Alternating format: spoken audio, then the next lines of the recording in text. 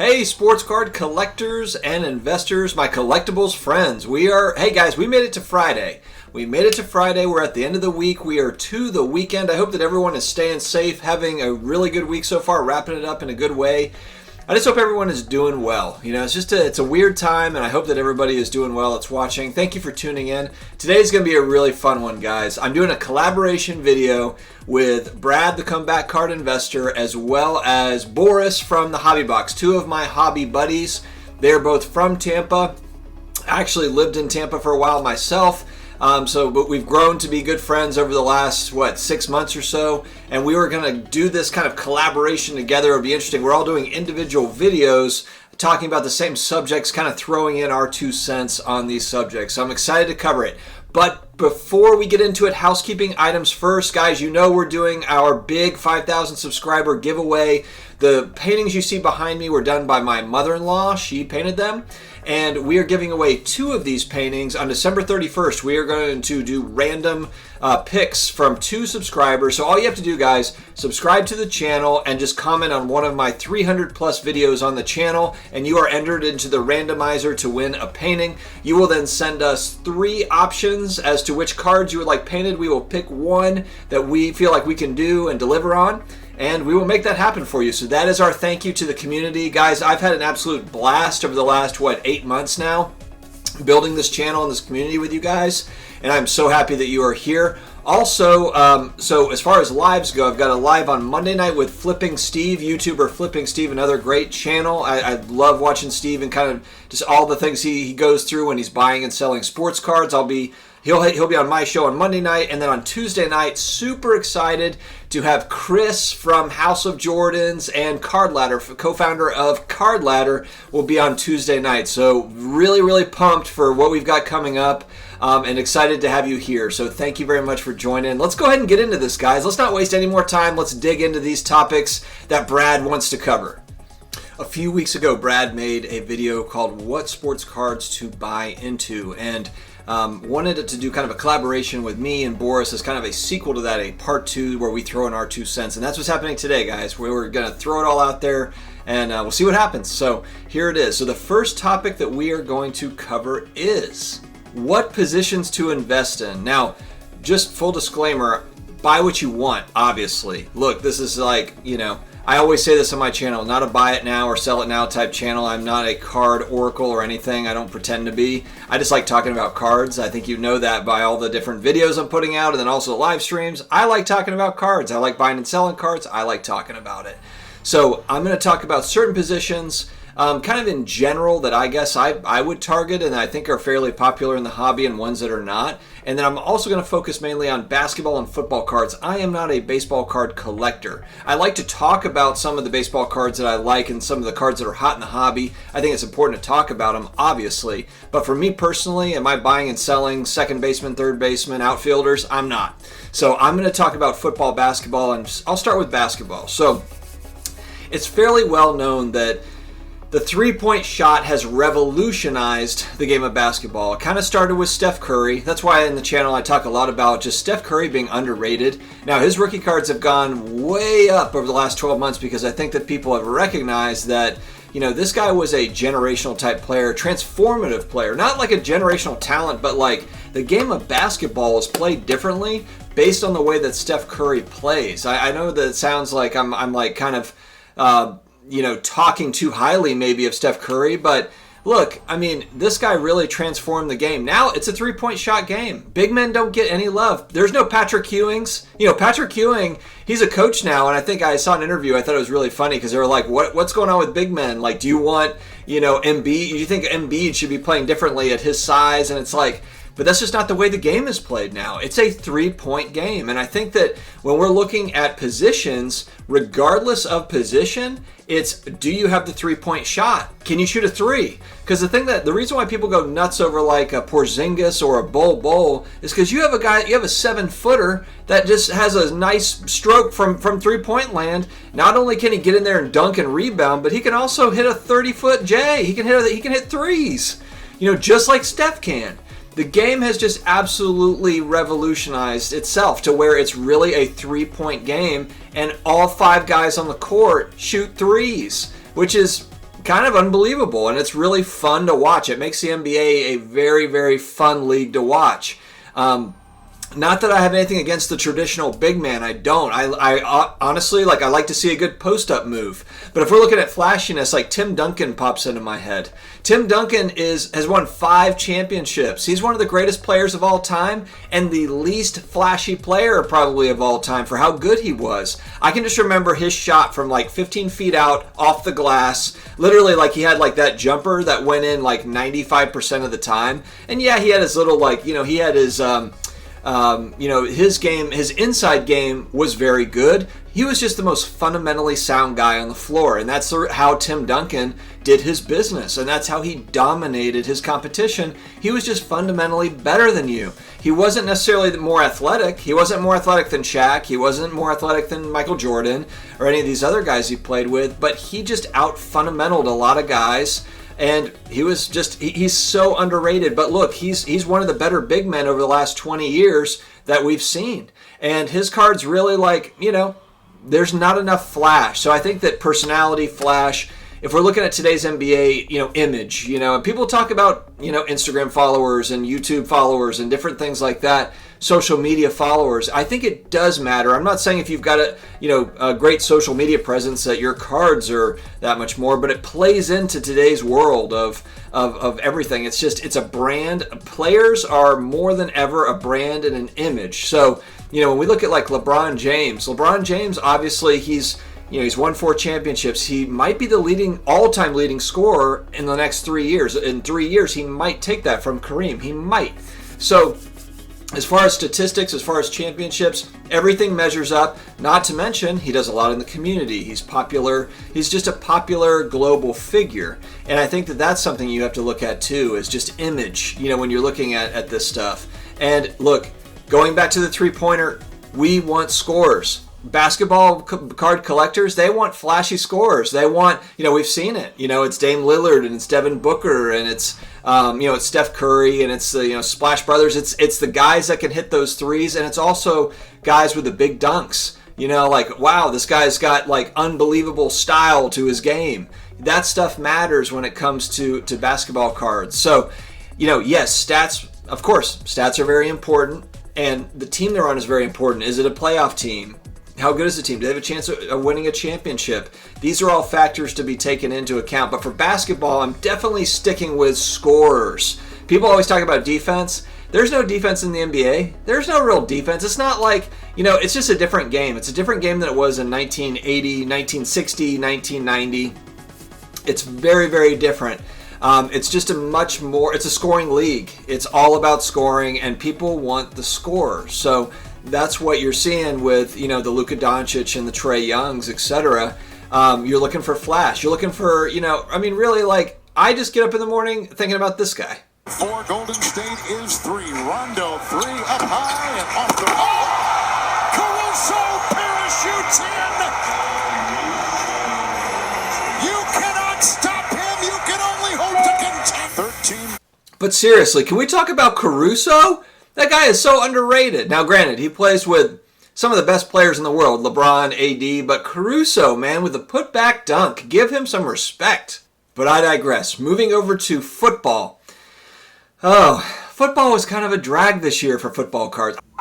Playoffs? Don't talk about playoffs. You kidding me? Playoffs? I just hope we can win a game. I'm honestly, I wanted to get on board with, skilled players, kind of doing the same thing as basketball players, the flashiness, is someone going to make a big catch, big 50-yard catch pass play, and it's going to be wide receivers are going through the roof price-wise, and it just didn't happen with football cards, and it's so disappointing because I wanted it to, not because I bought $1 zillion of football cards, I didn't, but I would just love for that to be a thing moving forward. As a collector, as a sports card investor, also as a fantasy football player, I think that would be a fun caveat to all of it. Just hey, I'm getting in my fantasy football league, and I've got my football cards that I think are going to go up this year. That would be very fun. And so I think we have seen some of it. We're not there yet, and I really want to see where the hobby goes with that. Is the hobby going to continue to mature for football cards? Obviously, they're very risky because of injury risk. It's very obvious. Look, how many running backs on your fantasy team go down every year? It's no different with sports cards. When you buy cards and if they go down with injury, then you're sitting there waiting for that next season, and that's kind of how it is. It's almost like a legacy fantasy football game.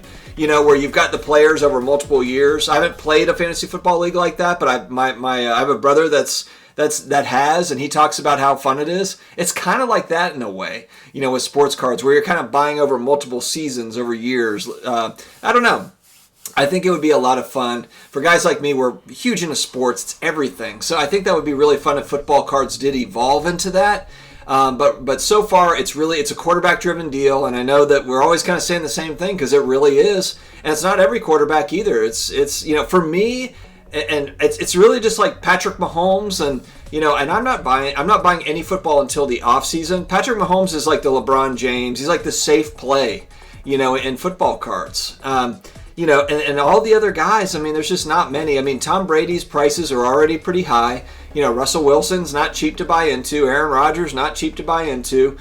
Drew Brees, rookie card stuff. A lot of his stuff is expensive too. So it's like, where do you pick your spots unless you're going to, buy second year, third year, fourth year, some different parallels. It's tricky in football. That's my take on, as far as buying and selling position. Second year cards. So I like second year cards. Now, of course, it depends on the player. All this, for me, my collecting and my investing, it's all player driven. It's not set driven. A set, which set is part of the evaluation, part of the variables.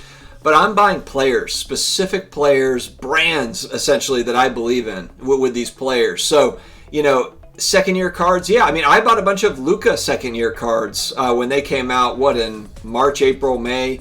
I bought a lot of that stuff. It was really inexpensive for second year stuff. So, I think that there's opportunities there, but again, it's going to be few and far between because you're probably sticking with stars. You're probably either sticking with, for modern and ultra modern cards, you're sticking with fairly safe plays because otherwise, if it's kind of a long shot type player, you're really speculating. Then I feel like you may as well just be getting a rookie card.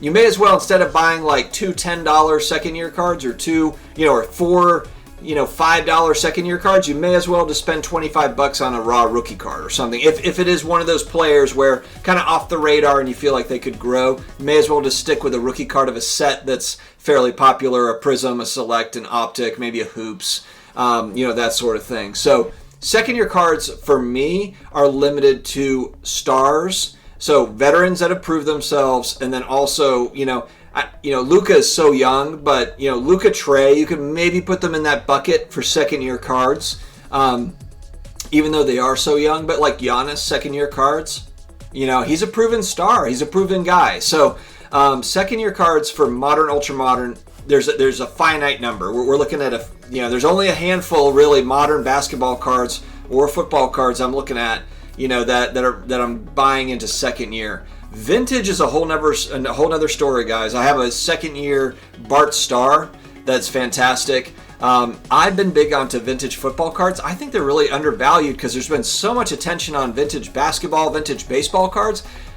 Football is the most popular sport in the country as far as revenues are concerned. Now, I know we're in a weird year where revenues are all mixed up and, obviously, but revenues are highest in the NFL. It's the most popular sport in the U.S. And football cards lag behind. And I know what you're going to say. It's not a global sport. And that is true.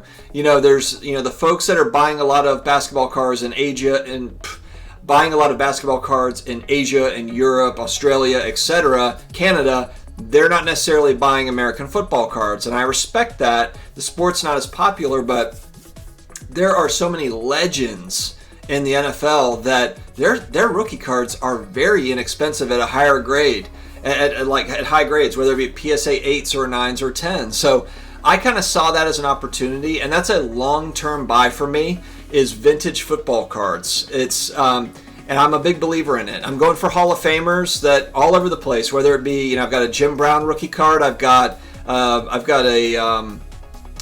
sorts of different things. I've got Art Monk rookie cards. I've got Phil Simms rookie cards.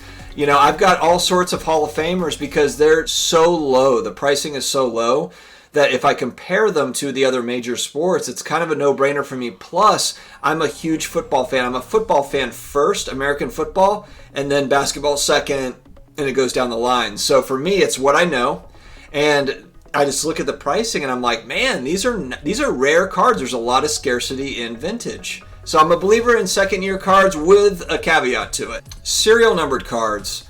Love serial numbered cards. Again, we're kind of going back to who's the player, who are we looking at? But with people becoming more and more concerned about this being like a second junk wax era with all the product that's being printed, if you're looking at serial numbered cards for the sets that you like, for certain players, then you are, that way, it's kind of like, we don't know how many Silver Prism basketball cards are being printed, but we know how many Blue Prism are being printed, and it's 199 is the number, unless they change it, but Blue Prism basketball, there's 199 that they're printing. So, and I like that, whether that's Red Prism or whether it's, they don't number hyper, so that's not a good example. But, there's a lot to like about numbered cards when it comes to modern stuff and ultra modern stuff because they're printing so many parallels. If you've got a numbered parallel, then the print run on that card, and that's valuable. It automatically adds value. So then you have to think about, okay, we're looking at players.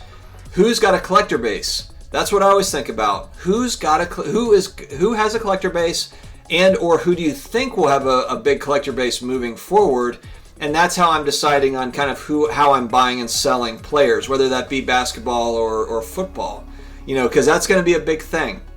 You're going to have a lot of guys that come out hot. There's a lot of excitement around them, and then they fizzle out. So it's like, I also target, if we're looking at modern, ultra modern, I'm looking at guys that are already semi-established in the league that have done some really good things between years, 2 and 8 in the league. If you look at basketball, a lot of guys don't mature until later. So it's rare for a guy like, Michael Jordan or LeBron James to just come out, hit the league on fire, averaging 25 points a game and vying for, the playoffs. Just doesn't usually happen like that. So, it really depends on a lot of different factors, but I'm a big fan of serial numbered cards because I do think, Panini's in business to make money. They're printing a lot of cards, especially if we're looking at 2018 and beyond, because sports cards as a whole have been in high demand over the last 2 years, 3 years, 4 years. So it's not a shock. As a business practice, it makes sense for them to print more and also to kind of go outward and print more sets. So then it comes down to what are the sets that we're focused on? What are the popular collector sets? And then which players do you feel like fall into that? And then looking at the ones that are already kind of expensive with pricing baked into it, which ones are kind of on that next level where you feel like they can move up to, to that next level where kind of all the other guys are. And that's the fun of the speculation of it. That's the fun of it is, which guys. I've talked a lot about Jamal Murray. Jamal Murray is a guy that the Nuggets, young team, exciting team.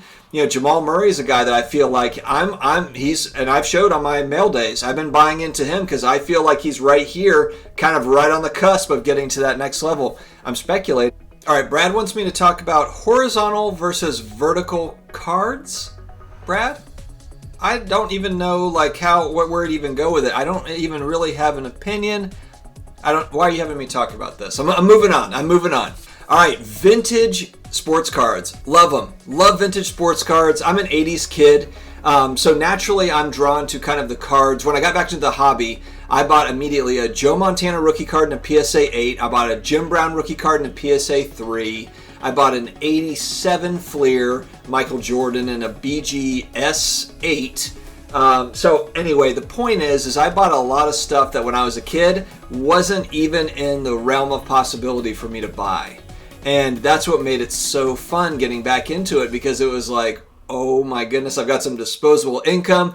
And these cards are now graded, and now we've got different price points associated with those grades. This is good times. So I'm a big fan of vintage, and I've also grown to appreciate more of the older stuff that I wasn't. I never saw Wilt Chamberlain play. I didn't see a lot of Kareem Abdul-Jabbar play. I probably saw him in his later years, but. A lot of these guys, Bill Russell, I didn't watch them play, but I have a deep respect for their cards after really kind of getting into it, understanding it, and the same's happened for football for me. So what happened was vintage basketball, I have a Pete Maravich rookie card, a PSA 6. So I did get into some of the basketball, but it started getting expensive in a hurry. And so what I saw back in April, May, June, July is that stuff was getting very expensive, but vintage football was not. Vintage football was still kind of hanging in there at like decent prices. So I've been in on, Terry Bradshaw rookies and Roger Staubach rookies. That's what I've been focused a lot on. I think there's a lot of value there, and I just love the history that you're holding in your hands with those. And look, do I ever think those cards are going to be, Honus Wagner T206? No, because they're not that scarce, but they're still fairly scarce, and I like the fact that, there's various grades, these are just legendary players that you get. You don't have the fun of kind of the up and down of how's their career going to go, but I kind of like the stability of knowing, like, that's a Hall of Fame player. Roger Staubach is the best Cowboys quarterback of all time outside of Troy Aikman. You're talking about two guys, and the Cowboys, America's team, largest fan base in the U.S. probably outside of maybe the Steelers, a couple other places. They have I think the Cowboys have the largest fan base, and there's two QBs in their history that have really dominated. It's Troy Aikman, and it's Roger Staubach. So, and I've got rookies of both. So, when you think about it from that standpoint, there's a lot of opportunity. There's buying opportunity. So I'm a big fan of vintage. I know Brad's not yet. I'm working on Brad. I really am a big fan of vintage, and I think that I don't see that really changing. And really, if we're talking about long-term holds, card breaks. I have not done many card breaks, guys. I haven't gotten into breaking. To me, it's kind of like, I understand the rush of it and the fun that has to come with getting into a break and the potential of it. But to me, it's really no different than, scratching lottery tickets. You're buying into, players that could hit. And so there's kind of that element and I totally understand the fun element that comes with card breaks, and also just watching breaks on YouTube.